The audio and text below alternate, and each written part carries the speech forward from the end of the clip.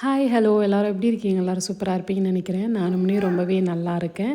இதுக்கு முந்த நாள் விலாக்லேயே நான் சொல்லியிருப்பேன் எனக்கு வந்து டாக்டர் செக்கப் இருக்குது அப்படின்ட்டு. அந்த நாள் வந்து பிளட் டெஸ்ட்டுக்காக நான் வந்து பிளட் டெஸ்ட்டு கொடுத்துட்டு ஒரு 2 டேஸ் கழிச்சு தான் ரிசல்ட் வரும்னு நான் நினச்சேன். ஆனால் இப்போ வந்து கொஞ்சம் அட்வான்ஸ் ஆகிடுச்சு அப்படின்றதுனால மறுநாளே கொடுத்துருவாங்க அப்படின்னாங்க.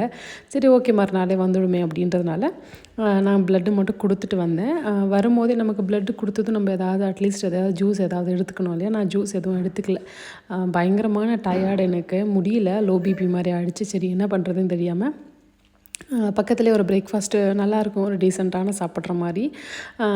சரி அப்படின்ட்டு நாங்கள் வந்து பிரேக்ஃபாஸ்ட்டு சாப்பிட்டுட்டு போயிடலாமே அப்படின்றனால குழந்தைங்களுக்கு எல்லாருக்குமே தோசை தான் பண்ணினேன். நானும் தோசை தான். இட்லி அந்தளவுக்கு நல்லா இருக்காது, எனக்கு பிடிக்காது. சரி மசாலா தோசை பண்ணிவிட்டு லெனிக்கு மட்டும் ப்ளைன் தோசை கொடுத்துருந்தோம். ஏன்னா அவளுக்கு வந்து மசாலா தோசை பிடிக்காது. ஸோ அப்படியே டைம் ஸ்பெண்ட் பண்ணி சாப்பிட்டுட்டு ஒரு 10 நிமிஷம் அப்படின்னு பிறகு தான் எனக்கு கொஞ்சம் ரிலாக்ஸ் ஆனேன்.